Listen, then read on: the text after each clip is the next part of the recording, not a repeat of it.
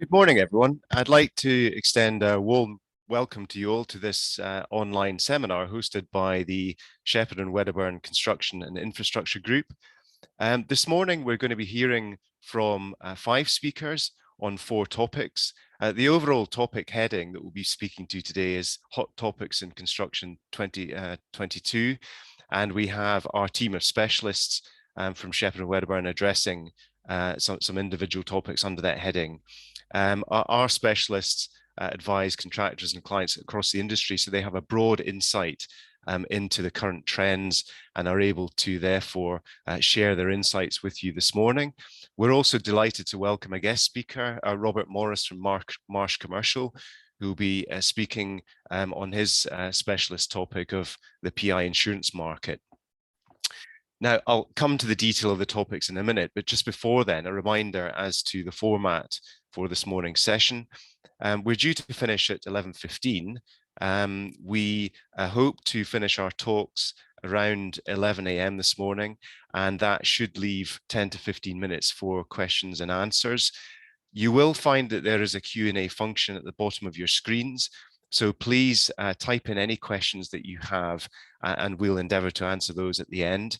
If we run out of time, we'll come back to you by email or other means to address any questions that you have. And likewise, if you have questions that occur to you after the session, please don't hesitate to get in touch with us afterwards, and our contact details will be sent to you all at a later date. This session is being recorded, and the recording will be emailed to you afterwards, and that will allow you to listen to it again or to share it with your colleagues. We'll also be inviting you to provide any feedback you have on the format and content of today's session. Whether you would prefer to move back to an in-person session, we'd be particularly interested in your feedback on that. But anyway, that email will be sent to you all after this session, so you can have a look at that, and we'd be very grateful if you could respond with your thoughts. So the topics we're going to cover in a moment then. Firstly, Robert Morris will speak about the professional indemnity insurance market and give his insurance broker perspective on the current state of play. We'll then hear from Sarah Dippenaar on climate change, sustainability and modern methods of construction.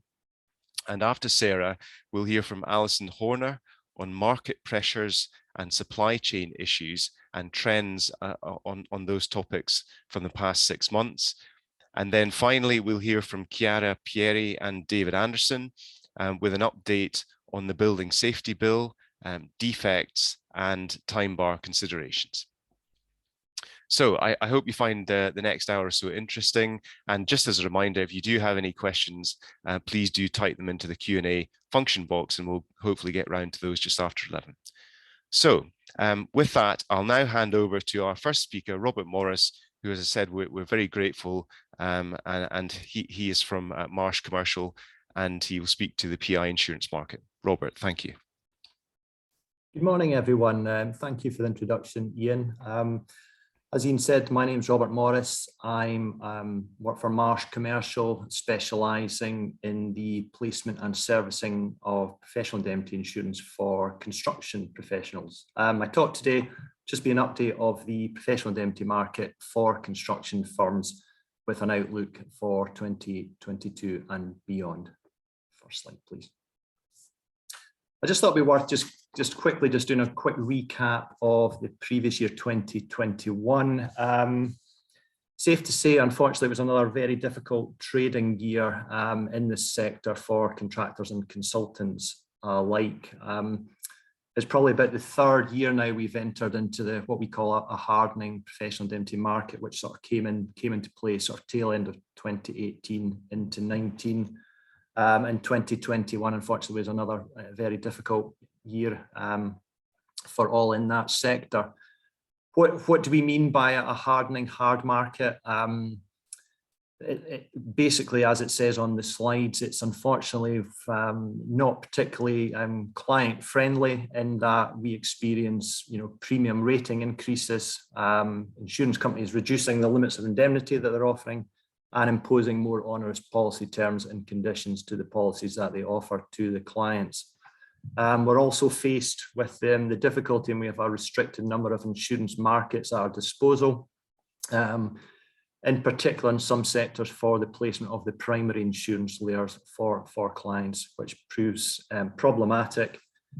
Very little competition in a hard market, which doesn't help, because it means a lot of the time you have to negotiate with the incumbent insurers on a placement, with little interest, unfortunately, from external markets to engage in some particular placements. Hard markets inevitably do also require an additional number of insurers to finalise the placement of programmes. What we've seen over the last few years is that, risks that previously maybe had one or two insurance companies on it to fulfil the programme are now needing multiple insurers, both on the primary and the excess layers, just to complete a client programme. And the difficulty of that means, obviously, it takes a lot longer to conclude a programme than it would in previous years. And we'll come on to that later in the presentation. And just to conclude, unfortunately, 2021 continued to see the difficulties in the sector on the post-Grenfell cladding and fire safety restrictions that were being imposed by insurance companies in the market, which is a discussion all in itself. Next slide, please. So moving on to 2022, I think there is definitely some signs of measured optimism moving into the new year. I think the majority of insurance companies that are still active in our sector have stabilised their books, if that's the right phrase, in that they've made their relative corrections that they had to do to be able to continue trading in the sector. I mean, over the last 3 years, we've seen a number of insurance companies completely come out of the professional indemnity market, completely, or quite a lot of them were actually just refusing to offer renewal on particular risks. I think that has begun to stabilise, and hopefully that's positive signs for 2022 and beyond. Rating increases over the last few years have been significant, and most will have experienced that. So far in 2022, there are still rating increases in play, but we're not finding them quite as significant as there has been in previous years, which is obviously positive news for all concerned. Next slide, please. Yeah, just to sort of conclude on 2022, another thing is positive for us as brokers working on behalf of clients in this sector is that new business seems to be back on the agenda for the majority of insurance companies, which is absolutely key in that it brings back the competition that's solely needed in the sector.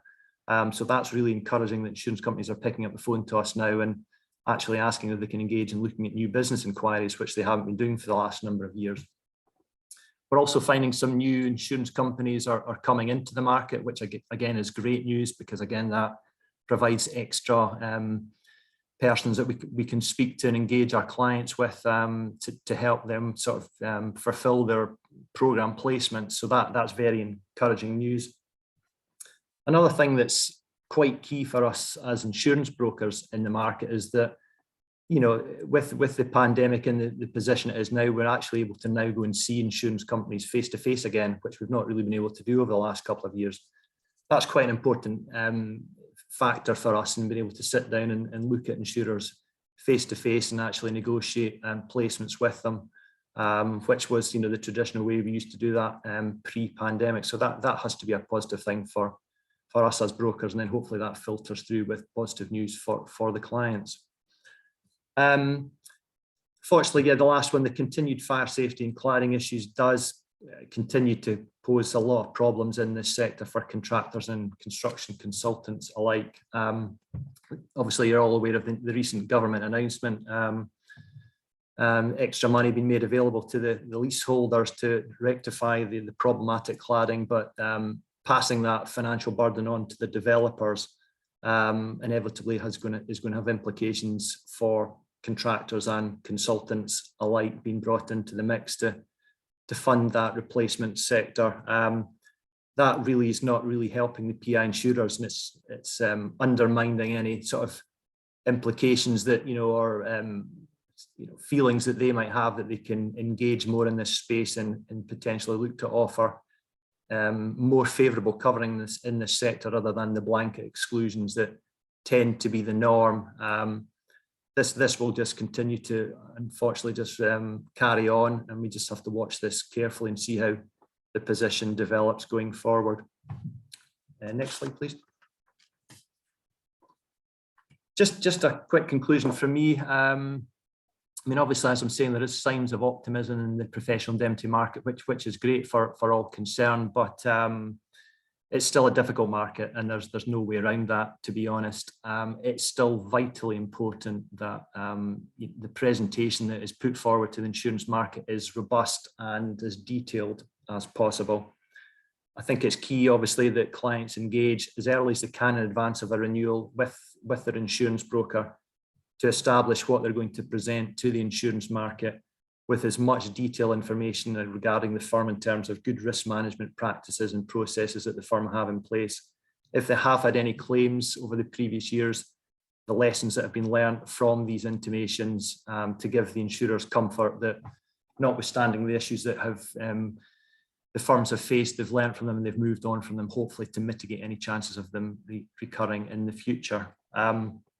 As I say, it's vitally important to engage with a specialist PI and broker at the moment who has the knowledge, the relationships and the skill sets to hopefully give the clients the best opportunity to secure the best program possible going forward for their renewal. That's just a bit of a whistle-stop tour from me, and I'll now pass you over to Sarah. Thanks very much, Robert, and good morning, everyone.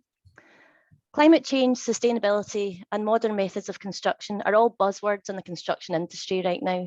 But what do these buzzwords really mean in a construction context? During the course of the next 10 minutes, I'm going to provide a brief overview of each of these topics and reflect on some recent developments from a climate change, sustainability, and modern methods of construction point of view. So firstly, some background information. The Climate Change Act was passed with an overwhelming majority in November 2008 and sets out emission reduction targets that the UK must legally comply with. The Act initially committed the UK to reducing its greenhouse gas emissions by 80% by 2050 compared to 1990 levels. However, this target was made even more ambitious in 2019 when the UK became the first major economy to commit to a net zero target by 2050. Since then, the government has made further commitments to reduce greenhouse gas emissions. For example, 68% reduction by 2030 and 78% reduction by 2035. And the aim of these further reductions is to help the UK stay on track to reach net zero before 2050. But what do we mean by net zero? Essentially, it means that the amount of greenhouse gases removed from the atmosphere must be equal to or greater than the emissions produced. In practice, it's only possible to remove a very small amount of greenhouse gases from the atmosphere. So for that reason, there is a focus on reducing emissions so far as possible.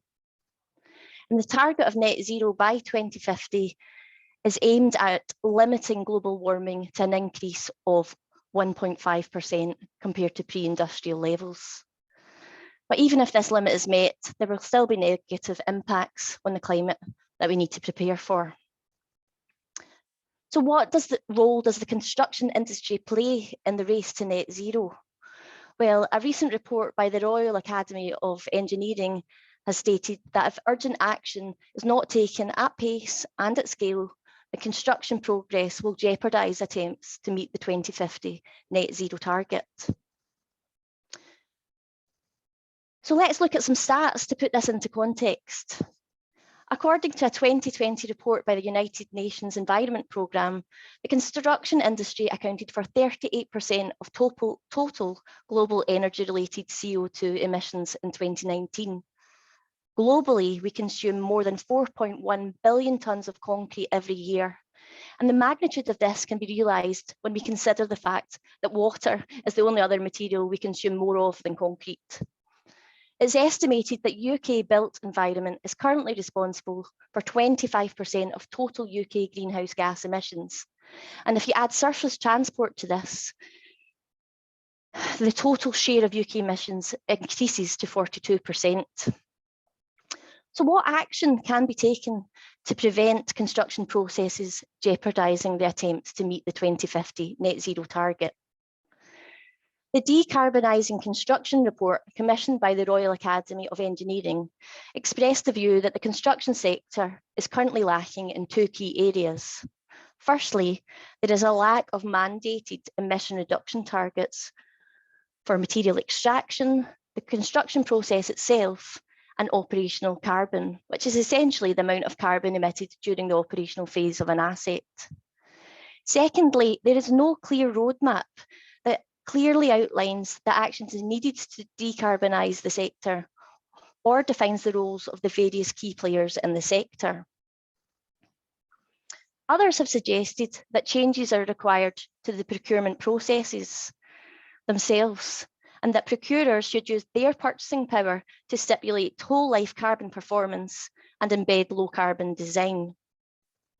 And finally, it's been suggested that as a sector, we need to dispense with our take, make and throw away culture. And this is where our second buzzword, sustainability, comes into play. And I thought this quote from the British Assessment Bureau sums it up quite nicely. Sustainable construction means using renewable and recyclable materials when building new structures, as well as reducing energy consumption and waste. And the building design itself should incorporate elements that have an ongoing positive influence on the building's environmental impact. And these can include proper insulation to prevent heat loss, solar panels to reduce energy consumption, and building materials with a long lifespan. A key theme of sustainability is the promotion of a circular economy as opposed to a linear one. So while the linear economy, with the linear economy, raw materials are collected and transformed into products that are used until they are finally discarded as waste, the circular economy, on the other hand, follows the 3 R's approach. Reduce the resources used, reuse the resources, the reuse of resources is maximised, and the recycling of raw materials are reused to high standard. And while sustainable construction is not without its challenges, with a 2018 report advising that almost 40% of UK firms reported that affordability was the greatest challenge presented by adopting sustainable construction processes, and almost 50% of firms stating that they expected green buildings to incur higher first costs. The good news is that there are also success stories to report from a sustainability point of view. The Waste and Resource Action Programme estimates that 20% of the construction industry is already circular. And since 2010, the industry has nearly half the amount of waste that it sends to landfill or incineration. Great strides have also been made to bring renewable energy to construction sites, and some of these systems can offset 1 tonne of CO2 per week and 400 litres of diesel. So finally, let's now turn our attention to our third and final buzzword, modern methods of construction, or MMC. Modern methods of construction is often defined as an alternative to traditional construction techniques, and typically involves the design, planning, manufacture and pre-assembly of construction elements or components in a factory environment prior to installation on site at their intended final location. Some commentators suggest that the manufacturing mindset associated with MMC facilitates the use of repeatable components and processes, and this in turn leads to a higher quality product, lower cost, and in less time. Other advantages include the fact that components and assemblies can be manufactured concurrently in multiple locations. The process is unaffected by weather conditions, and the construction of the building elements at a fixed facility can lead to greater control of on-site waste, a reduction in CO2 emissions, and improved on-site safety. But to form a balanced view, it's also necessary to consider potential disadvantages of MMC. Historically, there's been a lack of confidence in the durability of MMC buildings due to some post-war experiments in prefabrication and alternative methods of construction. Recently, there has also been a call for more research on how MMC affects building and fire safety. There is also a risk of damage to goods and materials while they are being manufactured or held off-site. And the risk of the MMC contractor or subcontractor insolvency is also a concern. And this has been brought into focus this very morning with news that the off-site giant Caledonian Modular has gone into administration. Another issue which arises is how fixed the land is a modular piece of construction. When does title pass? So to bring things to a close, let's take a look at some recent industry developments in this field. In December 2020, the government published the Construction Playbook, which is a set of principles for public sector clients to follow in order to drive better, faster, and greener infrastructure solutions. The playbook is mandatory for central government and arm's length bodies on a comply or explain basis, and it will be enforced via Cabinet Office spending controls. All new works projects and programmes will be judged against the new playbook standards. Another development has been the creation of the Chancery Lane project, a collaboration of around 2,200 legal professionals globally, and they have produced 104 model climate change clauses, 54 standard climate-related definitions, and 7 toolkits, including a net zero toolkit, which are freely downloadable.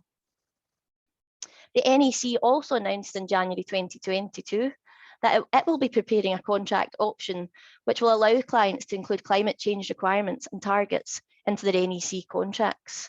And it's likely that this option will be released, or it's hoped that this option will be released in April. So to wrap up, what is the buzz with our buzzwords?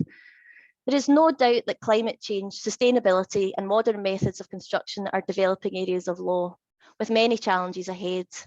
But it's clear that the construction sector has a key role to play. And it will be interesting to see what other initiatives unfold as we progress into 2022 and beyond. Thanks for listening, and I will now pass you on to Alison.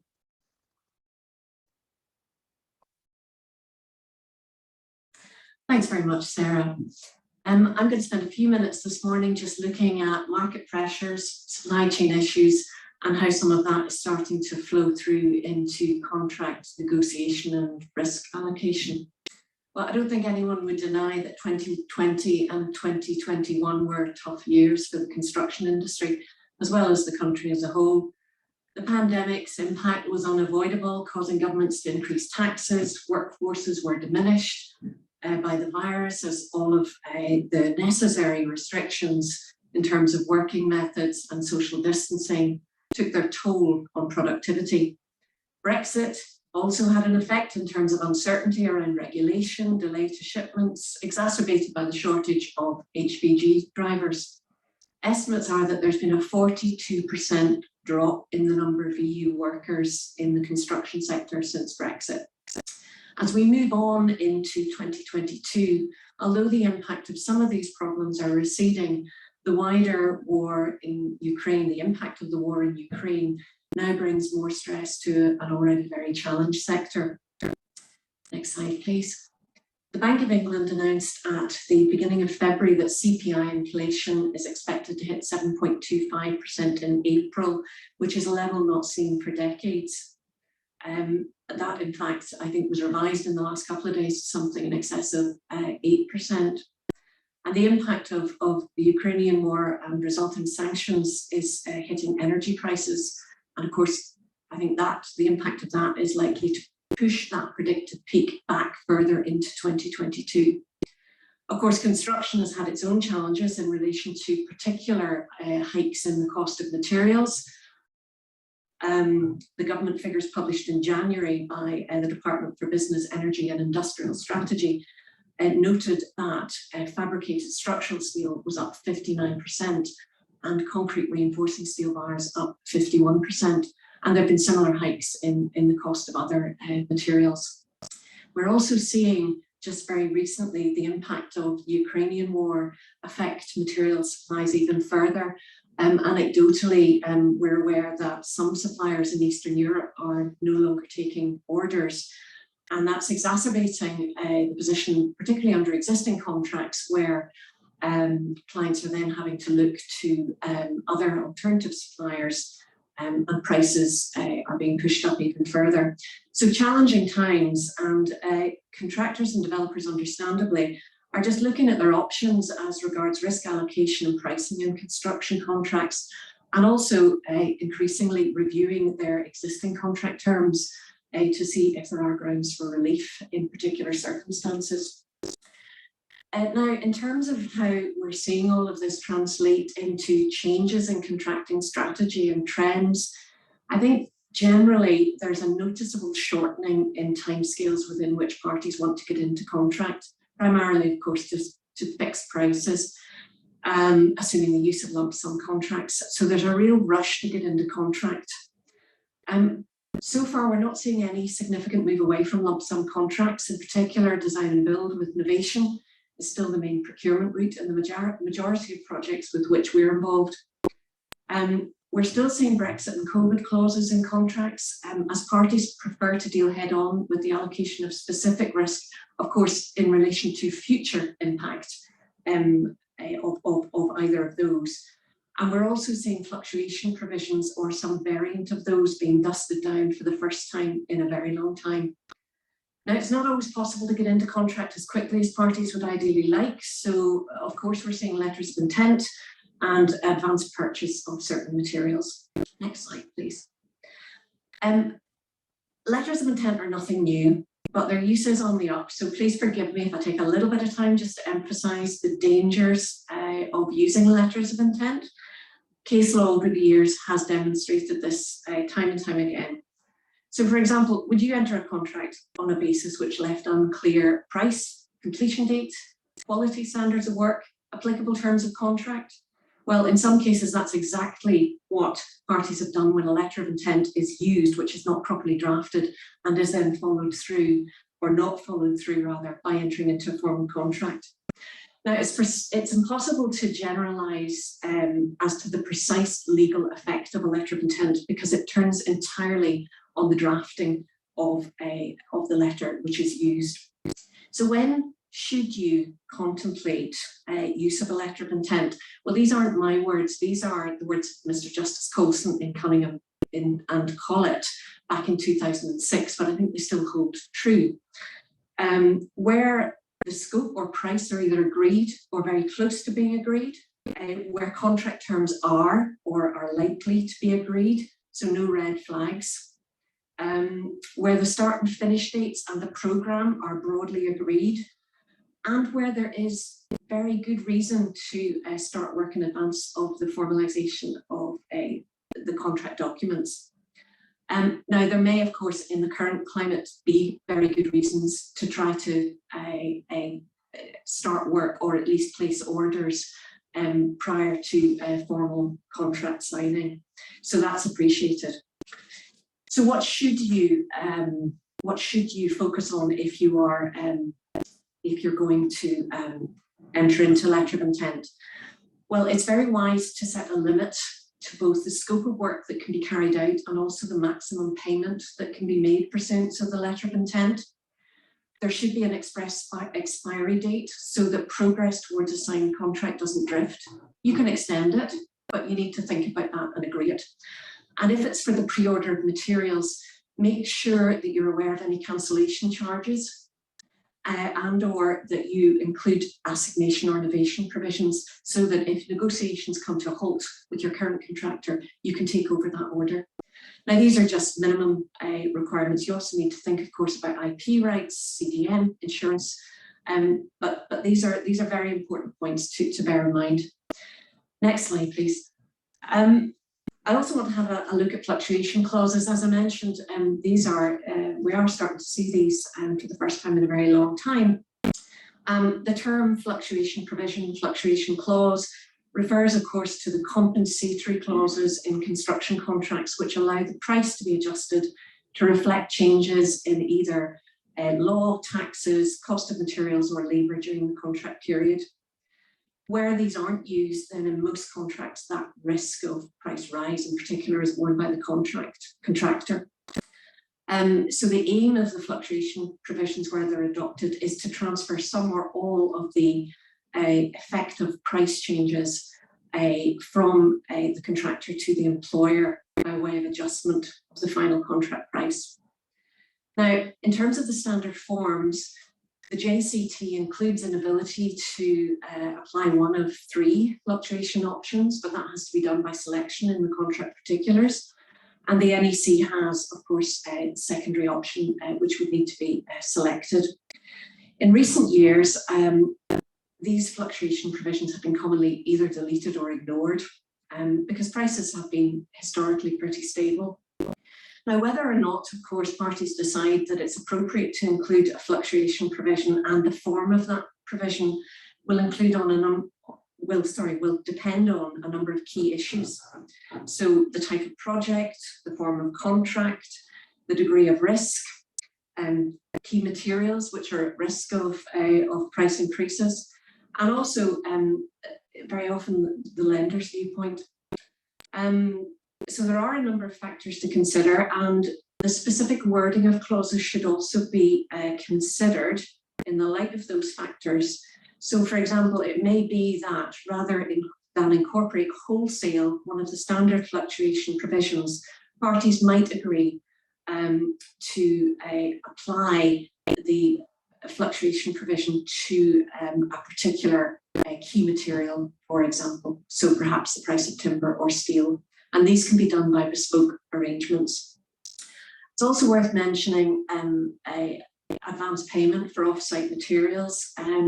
We are seeing more of this. Just a reminder there, if you're an employer operating under Scots law and you're paying in advance for off-site materials, make sure that you use the separate contract of purchase. There's a standard form now included in the JCT schedules, and you need to do that in order to effectively transfer title. Don't rely on vesting certificates, etc., that you find under English forms. Next slide, please. Leaving aside the negotiation of new contracts, what impact might the current market pressures have on existing contracts, particularly in the light of the war in Ukraine and perhaps the ongoing impact of sanctions on supply chains? Is it likely that relief might be available to contractors on grounds of force majeure or perhaps by reason of change of law? Well, again, it will depend entirely on the relevant circumstances and the wording of the contract, but we are starting to be asked these questions in relation to contracts which are already in the works phase. So next slide, please. For example, the JCT SBCC contract includes a force majeure provision as a relevant event. So it entitles the contractor to time, but not cost. It's not a relevant matter. Force majeure has is not defined in JCT, and nor does it have a specific meaning in either Scots or English law, but generally it will involve a failure to perform as a result of events entirely outside a party's control and which were not foreseeable at the date of contract. It really needs to render performance largely impossible. The JCT also includes a relevant event where there's an exercise after the base date of a statutory power, which might become relevant if the sanctions start to bite on supply chains. Now, it's useful to bear in mind that there are a number of potential barriers to any claim. When assessing whether a force majeure relevant event applies, it's important to remember and to consider whether the event itself has actually delayed performance or simply made it more expensive to perform. The courts tend to construe force majeure clauses very narrowly, and it will be very difficult to argue that because an event has caused cost increases that it will fall under this heading as a ground for extension of time. It's also often forgotten that the standard form requires the contractor to constantly use best endeavours to prevent delay in the progress of the works. So that probably means that the contractor, when faced with a supply chain problem, at least has to take commercially reasonable action, incur reasonable expenses, reprogram, divert reasonable resources in order to prevent delays to completion. So if an equipment supply for a project is directly delayed, say by government statutory powers in relation to sanctions, but the contractor could or should have foreseen this prior to the event becoming critical and use an alternative, albeit perhaps more expensive, source of supply, then any delay as a result of not doing so may well fall foul of this requirement to use best endeavours. Now, the JCT also includes a termination right where the carrying out the whole of the works is suspended, usually for a continuous period of 2 months by reason of force majeure under clause 811. And again, that's quite a high bar. It's not just a bit of delay. It's where the whole of the works has to be suspended. So that's not going to be easy. NEC, next slide, please. Well, we're here concerned with compensation events. So it's combined time and cost entitlement. Unlike JCT, there's no specific reference in the core clauses to force majeure. Although there is a clause 60.119 in the main engineering and construction contract, which includes a force majeure type provision. So a compensation event will arise where the event in question stops the contractor from completing the whole of the works or from completing the whole of the works by the planned date, and which neither party could prevent, and which an experienced contractor would have judged at the contract date to have such a small chance of occurring that it would have been unreasonable to have allowed for it.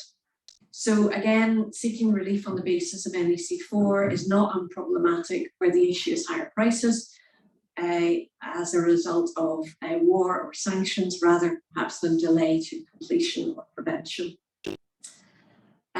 Of course, all of the above assumes that we're working with the unamended forms of JCT and NEC3. And as I'm sure most of the audience will know, these clauses are commonly amended. So you need to look to the terms of your specific contract and take advice on that. So what we've discussed briefly this morning is all about risk allocation.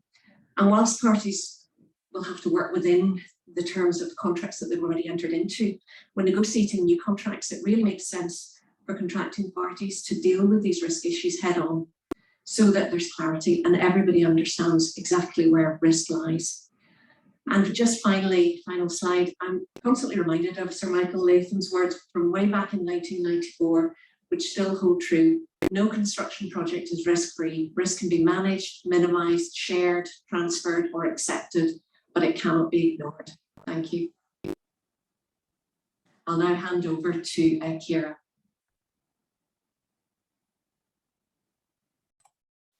Thanks, Alison. So this part of the seminar aims to cover an update on the Building Safety Bill and time bar considerations. We will look at how these two factors will affect your construction project disputes in 2022. So firstly, we'll be focusing on the Building Safety Bill and we'll consider the origins and jurisdictional scope of the bill. We will provide an overview of what some of the important changes are, including the introduction of the Building Safety Regulator role, the meaning of a higher risk building during design and construction and separately during occupation, landlords and the recovery of costs relating to building safety. We will analyse the implications of the extension to the limitation period for claims, and finally we'll take a quick look at the Prescription Scotland Act 2018. So the Building Safety Bill has come about as a result of the Grenfell fire, which happened in 2017. And following an independent review and consultation, the draft Building Safety Bill was first introduced to Parliament on the 5th of July 2021. The bill is currently in the report stage within the House of Lords. This gives all members a further opportunity to examine and make amendments to a bill. And after that report stage, the bill is then reprinted to include all of the agreed amendments and moves to a third reading, which is a further chance for the Lords to discuss and amend the bill as it nears conclusion. So this means that we are likely to see further amendments to the bill as it passes through Parliament. The bill primarily amends the Building Act 1984 and really overhauls the building control regime for buildings identified as being higher risk during both design and construction stages and also in the occupation phase, which we'll go on to discuss. A new building safety regulator is set to be introduced to oversee building control with a particular focus on these higher risk buildings. The bill is to become part of the law in each jurisdiction of the UK, though the practical effect of the bill will mostly be limited to England. Scotland does have its own building and fire safety regime, which means that the bill will have a limited effect. Whilst it will have limited application in Scotland, we understand that many of you listening will have projects which span both England and Scotland, and so the bill will affect many of your projects. Although the bill and subsequent act is not intended to have application in Scotland, Scotland does tend to follow closely behind England, and so it's likely that we'll see further changes being made and introduced in Scotland in the future. It's also worth noting that the bill itself is considerable in length, and we're only highlighting the key points at high level today, given we've only got about 15 minutes. So the current bill provides the Health and Safety Executive to be established as the new building safety regulator. The aim is really to secure the safety of people in and around buildings and improve building standards. Effectively, the building safety regulator will operate as a subdivision of the Health and Safety Executive. Powers of enforcement are to be granted to the building safety regulator to allow it to carry out its functions, such as the ability to issue stop notices where there is non-compliance with building regulations, which can halt works until the issue is addressed. The building safety regulator will also be provided with the authority to prosecute offences. It's worth noting that where a corporate body has committed an offence with the consent or connivance of a director or manager, or is attributable to their neglect, they will be liable to prosecution in addition to the corporate body. So the functions of the building safety regulator can really limit your ability to complete construction projects where there is non-compliance. So the regime provided by the bill is more onerous on what it defines as a higher risk building during the phases of design and construction and also during occupation. Importantly, the bill defines a higher risk building differently depending on which of the two phases applies. So during the design and construction phase, a higher risk building is one which is at least 18 metres in height or has at least 7 stories and is either a hospital, a care home, or a building that contains at least 2 residential units. Buildings which are excluded include a secure residential institution, a temporary leisure establishment, and military premises. For buildings which are in the occupation phase, a higher risk building is also to be at least 18 metres in height or has at least 7 stories, but it must also contain at least 2 residential units. However, care homes, hospitals, secure residential institutions, temporary leisure establishments and military premises are excluded. So you should therefore take into account that if a building is at 8 metres in height or it has at least 7 stories and is not an excluded property, then these new provisions will apply to projects, albeit the bill is still being debated, and so the exact parameters of what a higher risk building is could be revised in future. If a building is considered to be higher risk, then it will be subject to the provisions proposed by the bill, and this does include various requirements, as well as competence requirements, meaning that those appointed to work on a higher risk project must have the relevant skills and experience. The bill introduces a duty holder regime, whereby certain individuals who are involved in the commissioning, design, construction and refurbishment processes will be considered duty holders and will have formal responsibilities for compliance with the building regulations.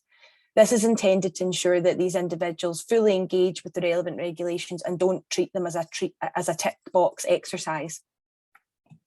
This means that on your projects, those who hold key roles and appointed as duty holders will have increased obligations in ensuring that the building is designed and built or refurbished in compliance with the building regulations.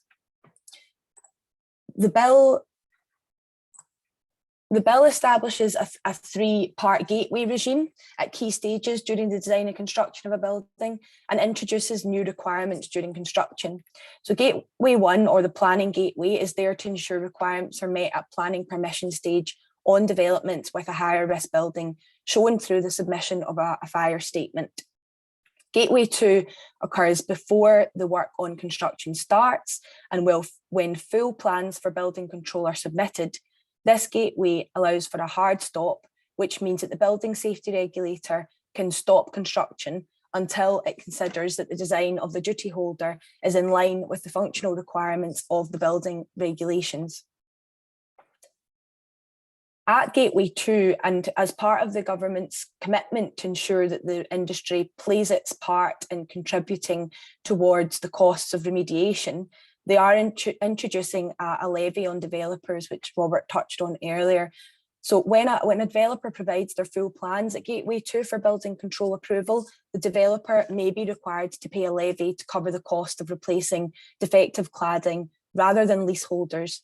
If the developer does not pay this levy, then the building safety regulator will not sign off on the application, meaning that the construction will not commence. How this levy will be calculated has not yet been agreed.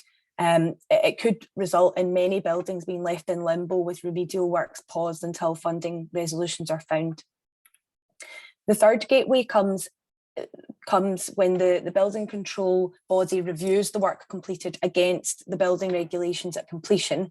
The building safety regulator reviews all documents and confirms whether it's satisfied before issuing a necessary completion certificate. Ultimately, unless this process is complete, then the building cannot be occupied. The bill also introduces, sorry, I've gone too far on the slides, bear with me a second. So the bill also introduces a requirement to create, collate and share certain prescribed documents and information relating to the building needed to keep both the building and the people safe, also known as the golden thread of information. Documentary evidence is prepared for each stage and should be readily available to demonstrate that building safety. The intention of the regime is really to introduce a more stringent regulatory framework during the design and construction phase of higher risk buildings. I'll now pass on to David, who will consider higher risk buildings during occupation, costs arising from the bill, and he'll go on to discuss extension to the limitation periods under the bill. Thank you very much, Chiara. Chiara's spoken about the duty holders' obligations during the construction and design phase. We're now looking at the period when the building is occupied, and the bill proposes that there are two new roles created for higher risk buildings during their occupation. And the purpose of these roles is to ensure that there is an ongoing assessment of building safety risks during occupation. It's an attempt to try to make sure that building safety continues to be evaluated during the period in which the building is occupied. The two roles are the accountable person and the building safety manager. The accountable person is the duty holder in place during the occupation, and it can be a corporate body or a partnership. The accountable person must comply with all statutory obligations, otherwise the BSR can take enforcement action, which could ultimately lead to criminal liability. The building safety manager is appointed by and supports the accountable person in fire and structural safety management. And that may also be an individual or a corporate body. It may also be the accountable person if that is acceptable by the BSR.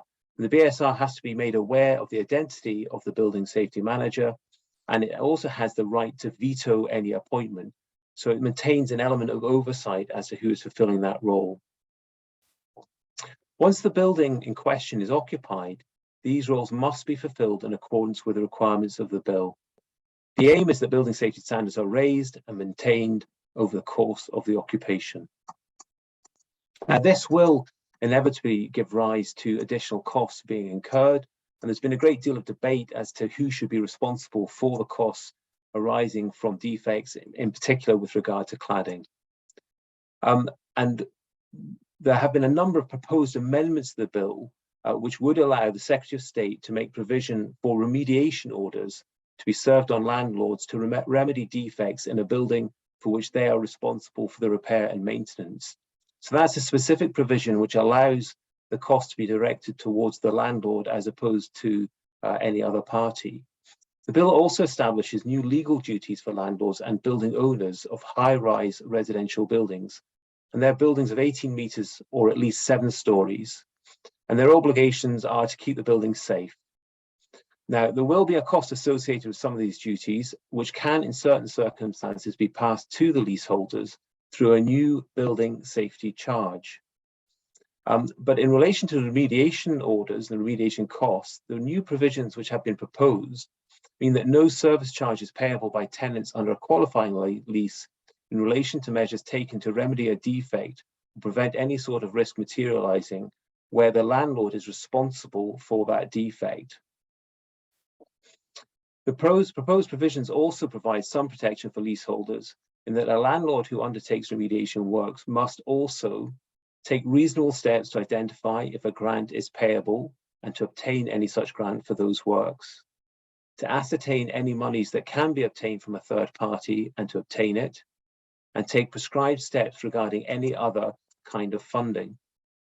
So its purpose there is to make sure that the leaseholders are not the first port of call for the payment of these costs when those costs can in fact be passed on to the leaseholder.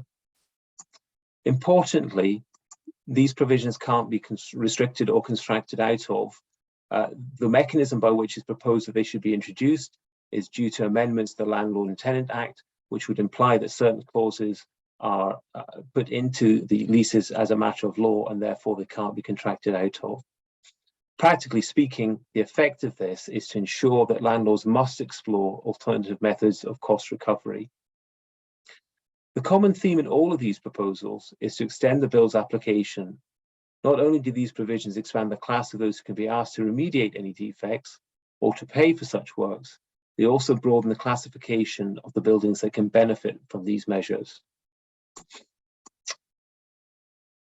Of particular importance are the proposals with regard to the extension of the limitation periods which apply under the Defective Premises Act and the Building Act 1984.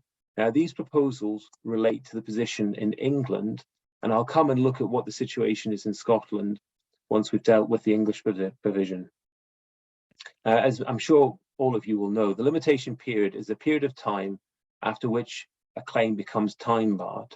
And in England, this is usually 6 years for actions in respect of simple contracts and certain claims in tort, and 12 years for actions on a speciality, for example, a breach of an obligation contained in a deed. In both cases, the period begins to run from the date on which the cause of action accrued, but it can be delayed to the date that the defect was discovered.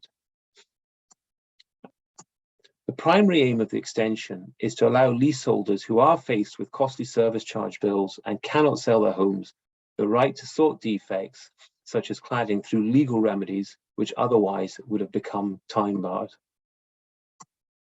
Now, if I talk first about the Defective Premises Act 1972, the changes which are proposed mean that those who perform any work, including refurbishment, and this has to be in the course of a business, on a building that contains a dwelling, and I think that's very important, must make sure that the dwelling is fit for habitation. Beforehand, that duty existed, but the right to claim was restricted to the original construction or conversion of the building. It's now been extended to those performing any work on that building. Now, for claims that accrue after the bill has taken effect, so after the bill has come into force, the limitation period has been extended to 15 years from 6 years. So that's a material extension on the period for which liability might remain. For claims which have accrued before the bill takes effect, before the bill becomes an act, the limitation period will be extended to 30 years. So if we assume that the bill came into force in this year, that would be taking the limitation period back to 1992. The relevant date is extended if further work is done after the original work was completed to rectify the work previously done. And there's a recognition that there might be some claims which are very close to becoming time barred while the bill is going through Parliament. And the bill makes provision for an initial period where claimants who may be very close to the 30-year limitation period when the bill takes effect have a further year to claim. The practical effect of this for designers and contractors and developers is that there could be a high number of claims as a result of more people being able to claim for defects which took place further in the past. This may particularly be the case with claims raised during the initial period, as claimants rush to raise their claims in time. So now, if I talk about the 1984 Act, this is the second category of claims, and it relates to claims brought under the Building Act 1984. What this does when it comes into effect is that it enables private individuals who have suffered physical damage due to work that breaches the building regulation standards to make a claim. So it relates to harm to individuals as opposed to the fabric of the building. The bill means that claims under this Act will now have a limitation period of 15 years as opposed to 6 years. But this won't be applied retrospectively, unlike the provisions under the 1972 Act, and therefore claims can only be made for work completed after the section comes into force.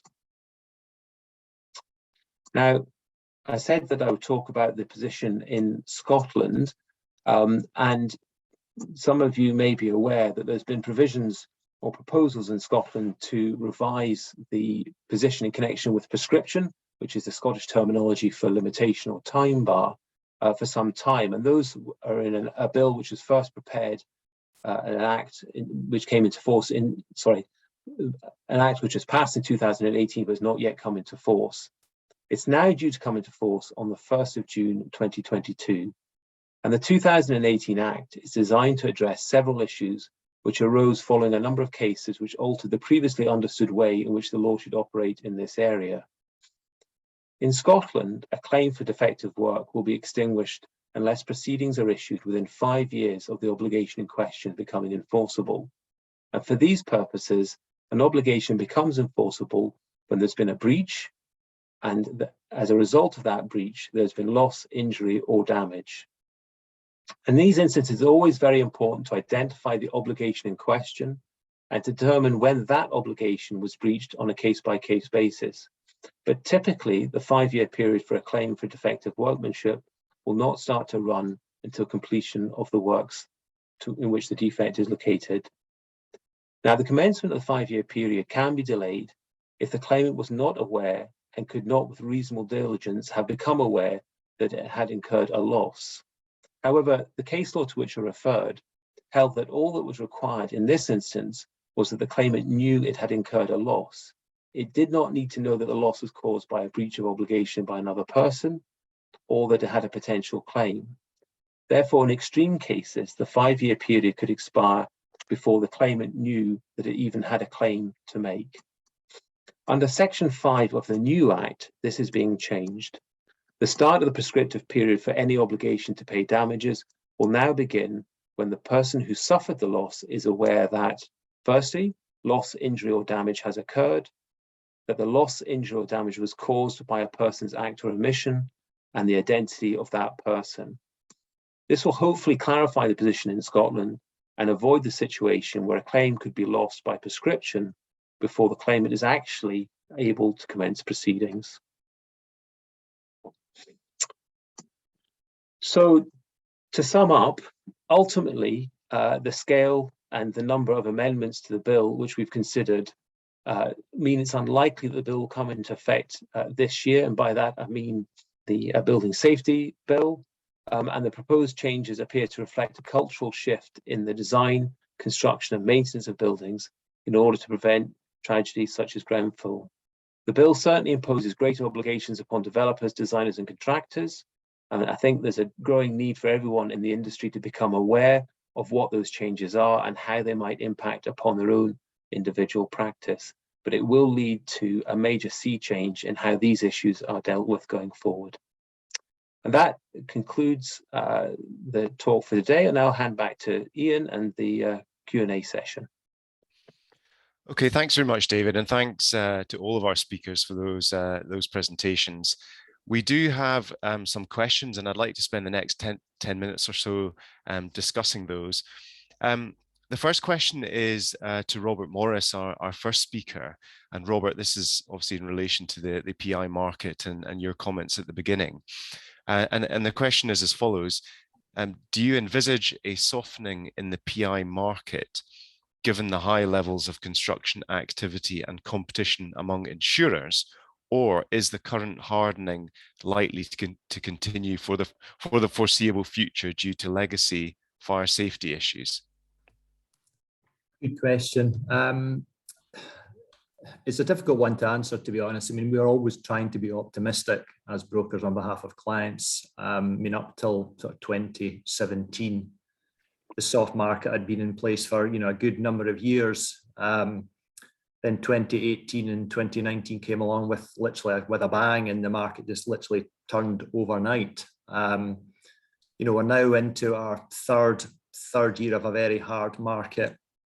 As I said in my slides, I think there is definitely some signs of sort of measured optimism beginning in 2022, and that the majority of insurance companies appear to have made the corrections that they're required to have done to continue to trade in this sector. And as I say, in terms of renewals we've experienced, you know, in the first quarter of 2022, yes, there is still rating increases out there, but they're nowhere near the sort of numbers we were looking at in sort of the 2020, sort of 19, 20 and 21 years. So that has to be positive. But in terms of when will a soft market return, I think, you know, this year, I think will be another year of transition. Hopefully it begins to stabilize, as I'm saying, and then hopefully maybe tail end of this year and into 2023, you know, it begins to stabilize even more. And hopefully then we might be having conversations that we were having back in 2017 when the soft market was here. But I think it's going to take a bit of time, to be honest. But hopefully we're seeing positive signs, and it is moving in the right direction. Okay, thank you, Robert. And we have another question for you, actually, and this is in relation to PI cover and trying to institute a back-to-back position. So one of our audience has asked that, or has said that they typically require a main consultant to a construction project to have each and every PI cover set usually at 5 or 10 million. But there are problems now with that because main consultants may agree to secure that cover, but sub-consultants that they procure will then only provide PI cover on an in aggregate basis. So the main consultants unable to put back-to-back insurance cover in place. They then look to reduce the insurance in the main contract between employer and main consultant.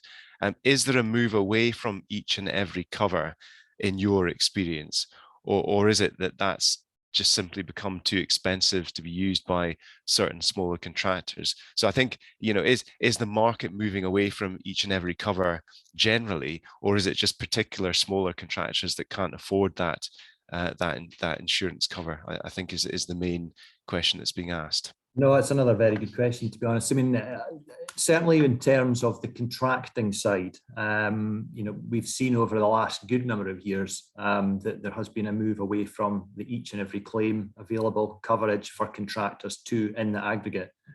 So that, as a general statement for contracting firms, tends to be the norm now, that aggregate cover is the default position, unless we're talking a very benign office fit out type contracting firm. But anything with any sort of difficult, challenging construction type contracts for clients, the majority of clients we seem to experience do have the aggregate cover for contractors. For consultants, in the main, it does still tend to be on an each and every claim basis. That ICS, for example, they've changed over the last couple of years the terminology of cover that's a minimum requirement under their terms, from what was previously on each and every claim basis to now what's called a in the aggregate with unlimited round the clock reinstatement. So the surveying market have seen a slight shift in the presentation of the way the cover operates. But I mean, I would say on the main in the consulting field, unless it's a very, very challenging, difficult or particular client case, it tends to still be on an each and every claim basis is the sort of the default. Okay, thank you, Robert. Now we have a question from one of our audience about the potential interaction between the new Building Safety Bill and the current CDM regulations. That's quite a complex question. So if you don't mind, we'll take that one away, give it some thought, and then respond separately. There's also a question on, this is to Sarah, on the construction sector playbook. As you, when you were talking about that, as you made clear, that's focused on the public sector, but do you expect that to have any influence this year on the private sector?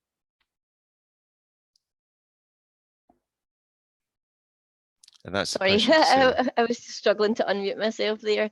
I think the message for the private sector, especially those involved in contracting with local government, is that they need to be aware of the contents of the construction playbook and the policies that are being promoted within there, given that they are on a mandatory basis, and cabinet spending funds will only be allocated to those projects that are following the construction playbook.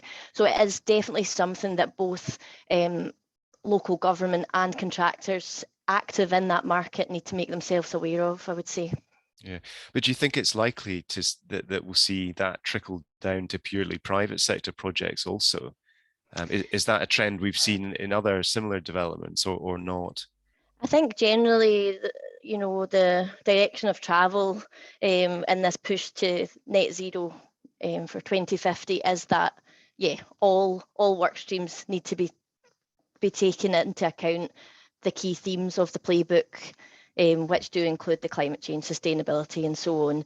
It can't be ignored. It's there. It's not going away. They are legally binding requirements that we meet these net zero emissions. So, there's a bit of time to go, and there is time to kind of mobilise, but definitely start now, I would say, yeah, and educate yourselves in that regard. Okay. Thanks. No problem. Sarah. There's a question for Alison. You spoke in your presentation about the current shorter timescales to get that parties are taking to get into contracts. I think you mentioned that there's a rush to get into contracts. Well, why is that?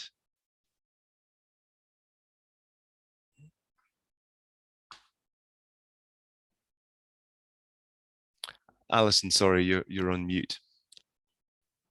Apologies. Yeah, I think it's really just to try to nail down commodity prices, whether that's steel, timber, and those materials which currently are going up in price very rapidly. There's a desire to try to get those fixed by entering into contract at an early stage. Now, that assumes, of course, that we're going down the lump sum contract route, which, as I said, I think during the presentation, we're not seeing any great movement away from really at all.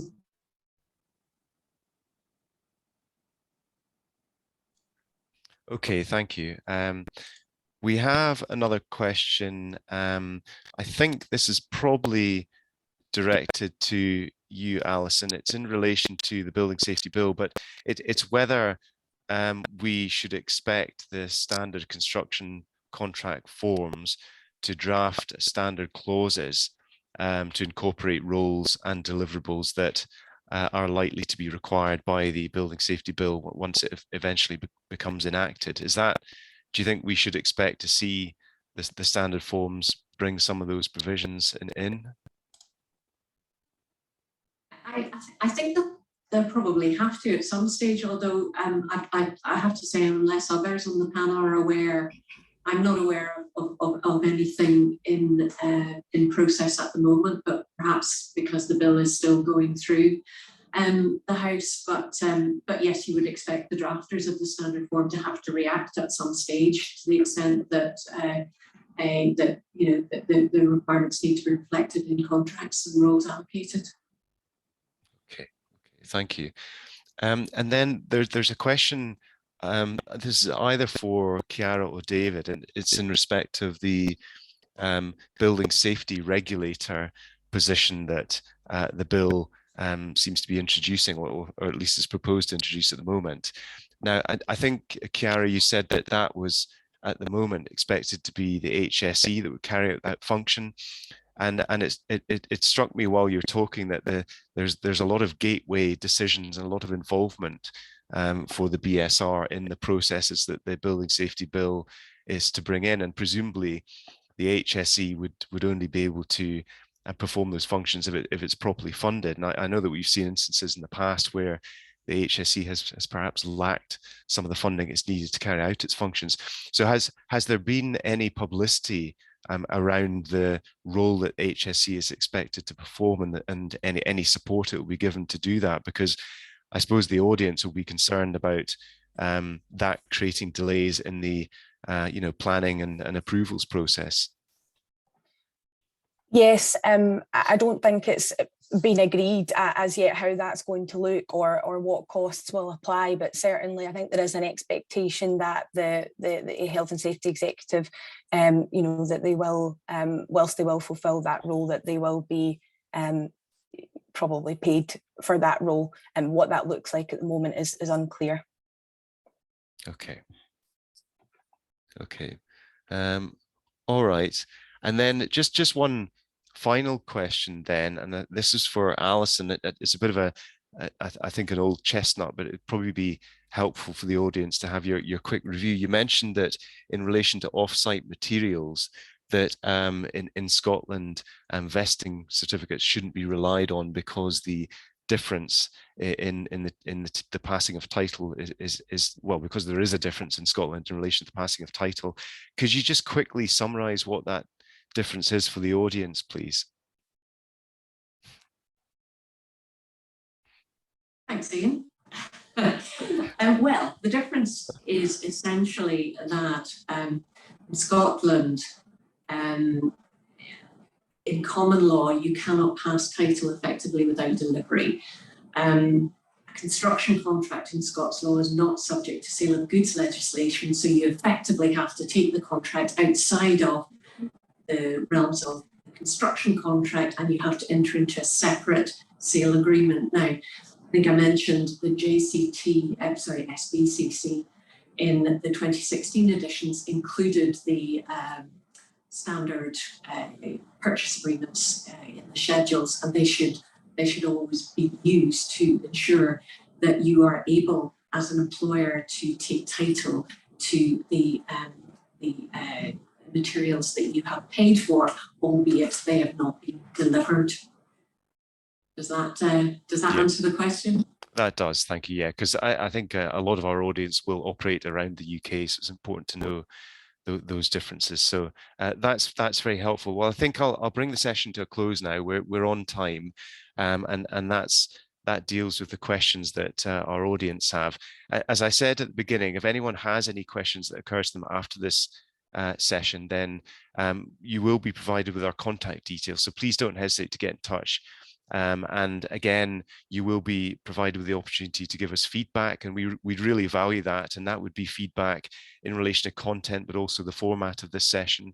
We tend to try to shape our sessions and the timing of them depending on the feedback that we get. So we'd very much appreciate it if you could take a few minutes to respond to that email that you will get.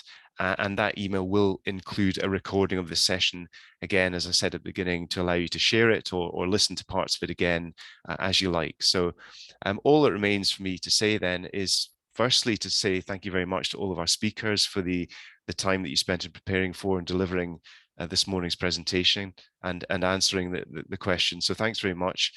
And also thanks very much to our audience for listening. We're grateful that you have, and we hope that you found the session interesting. And we look forward to seeing you or hearing from you in relation to our future sessions, which we'll let you know about in due course. So thanks very much, and we look forward to seeing you soon, hopefully.